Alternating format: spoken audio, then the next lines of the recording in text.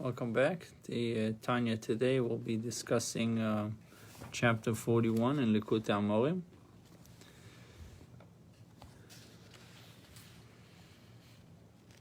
If you like to see it inside, you need to download the app for Chayenu. It's on page 76 in Chayenu. So in today's lesson, even failing an arousal of true mental or emotional fear of God, one's conscious obedience is still an expression of authentic fear. It is also fulfills the independent mitzvah of serving God. So even if you don't feel it, simple words, which means failing an arousal of true mental or emotional fear of God. So you don't feel fear of God, but you have conscious obedience. You're still doing it. This is still an expression of fear. It also fulfills the independent mitzvah of serving God. But what of one who finds it impossible to arouse even a feeling of intellectual awe of God? Furthermore, even in the case of an individual who even in his mind he does not feel any kind of fear or shame, an individual who is not moved by his contemplation of God, uniquely bestowing his kingdom upon him, and furthermore he is not moved by the consideration that God is scrutinizing him to see if he is serving him properly, if he is serving Hashem, if his serving is fitting. On account of the limited grade of his soul, originating in the lower degrees of the 10 spheres of Asiya. So the soul of this individual derives from Asiya, the lowest world, the world of action, the lowest of the four worlds. Moreover, within this world itself, it originates from the lowest degrees of the 10 spheres that span it.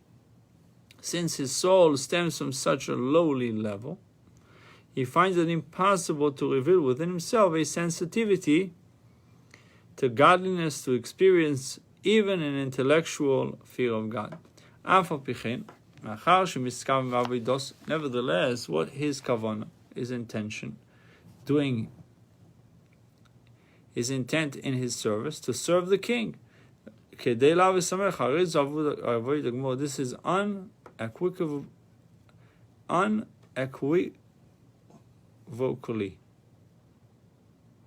a complete service. No, undoubtedly, this is a complete service. He has in mind intent in his service to serve the king. For fear and service are counted as two commandments of the total 613, and they do not exclude each other.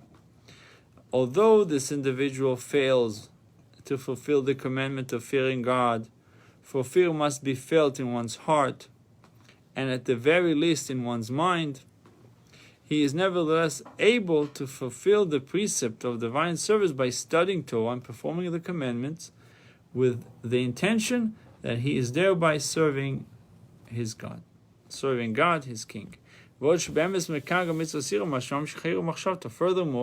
as a matter of fact, he not only fulfills the obligation of service, he also fulfills the commandment of fearing God by introducing the fear into his thought, by thinking about it and seeking to arouse it.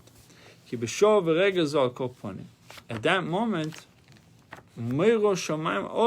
he has the fear of God. For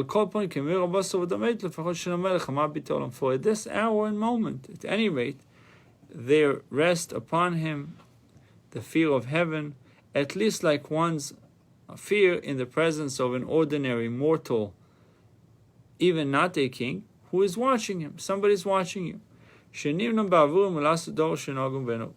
When he would refrain from doing anything unseemly in the other's eyes. This simple expression of fear is called yira. Is termed fear, Rabbi Yochanan ben Zakkai said to his disciples, May it be God's will that the fear of heaven be upon you like the fear of a human being. Fear the heaven just like you fear the human being, not more. Whereupon the disciples of Rabbi Yochanan ben Zakkai protested, no more than this, just fear God as much as we fear human beings. So he responded that the proof that this is indeed a true statement and this is indeed a true form of fear is as follows. For you know, Rabbi Yochanan says to his disciples, you know that when a person commits a sin, he says to himself, may no one see me. That's his prayer. He doesn't want anyone to see him. Such fear held Rabbi Yochanan would ensure that they refrain from sinning. If somebody is seeing him, he wouldn't sin. At any rate, we note that this manner of fear is duly designated as fear of heaven, because it distances a person from sin. Accordingly, attaining this level of fear through meditation amounts to a proper fulfillment of the command to fear God. Such fear, however, is termed yirat haTorah, lower level fear, and yiras ches, fear of sin, which precedes wisdom. It is only a lower level of fear, a fear of transgressing, rather than a fear of God Himself. While the higher fear is shame-faced fear, the state of being abashed and overwed or overawed in God's presence, the Isiro, for there are two kinds of fear. The lower level of fear, which leads to the performance of Torah and mitzvahs, and the higher level of fear, which results from the proper performance of Torah and mitzvahs. A higher level of fear results from the proper performance of Torah and mitzvahs. Aval bli ira klal, without fear at all, it does not ascend on high. Your mitzvahs do not go on high, the same way that a bird cannot fly with one wing. Love and fear are compared to two wings. If you have only one wing, you can't fly.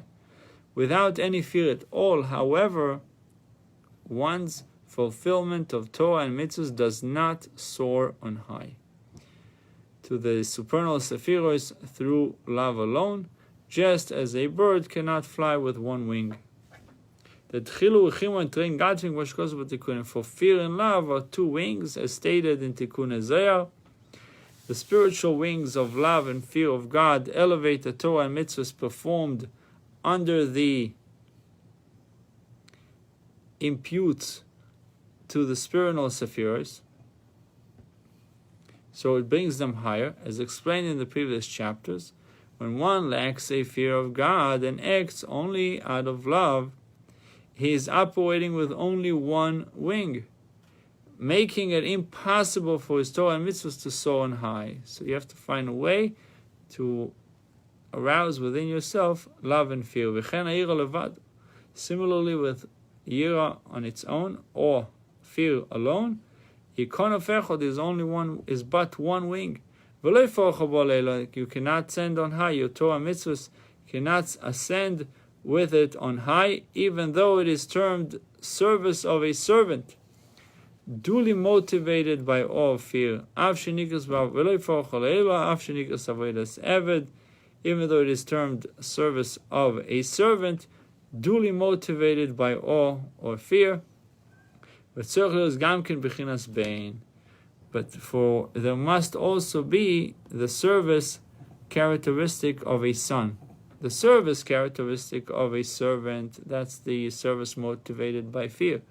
The service characteristic by a son, that's the service motivated by love. In order to awaken at least the natural love for God that is hidden in one's heart, so that he should at least become conscious of it in his mind. Lizkor avos elavai, to remember his love to God, at least in his thought, v'rtzoino, in his will, l'dovko v'yitboach, to recall his love of the one God in his thought and his desire to cleave to him. The recollection of his hidden love for God should arouse within him a desire to cleave to him. This should be his intent when occupying himself with the Torah or with the particular commandment he is about to perform. So that his divine soul, as well as his vivifying soul, together with their garments, shall cleave to him, as has been explained above. So in summary of today's essay, a Jew's divine service must embrace both that of a son who serves his father out of love, and that of a servant who serves his master out of fear and awe. Takeaway from today's essay: Rabbi Yochanan ben Zakkai told his students, may it be the will that your fear of heaven be at least comparable to fear of man. Before you want to act in a certain way, think, would I be acting this way in front of a friend? We'll continue with another short video shortly on the daily Parsha and Geula.